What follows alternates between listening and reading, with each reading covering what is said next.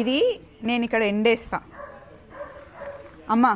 దీన్ని 4 ఫోల్డ్ చేసి ఎండైనా లేకపోతే ఒకటే? వద్దు, మీకు ఎండే రాదు. బట్టలు ఎందుకు ఎండే రాదమ్మా?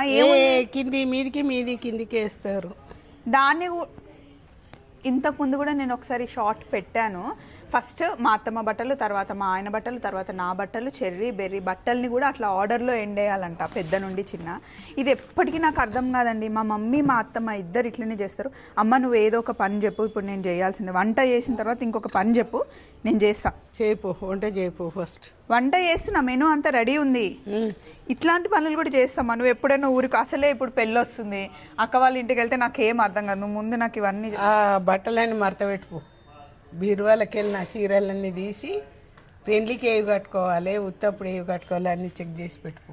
పెళ్లికి పోయేటప్పుడు కదా, ఇప్పుడే చేసి పెట్టు. నేను ఏదో ఒకటి చేస్తా అన్నా లోపల ఉన్నాయని పని చెప్తే అట్లా అంటావు, పని చెప్పకపోతే ఇట్లా అంటావు. ఇంకెట్లా? అసలు ఇప్పుడు లోపల ఉన్న పట్టు చీరలు అవన్నీ తీసి సర్దాల్సిన అవసరం ఏముందండి? కిచెన్ లో ఉన్న పని చెప్పమంటే కిచెన్ లో వంట చేసిన నువ్వు. అందరూ హస్బెండ్ వెనకాల తిరుగుతా, నేను ఎప్పుడు మా అత్తమ్మ వెనకాల తిరుగుతా. ఏంటో మరి అది కదా. ఎందుకు తిరుగుతావు? నేను తిట్టకుండా తిరుగుతావు అంతే, ఏం లేదు అక్కడ.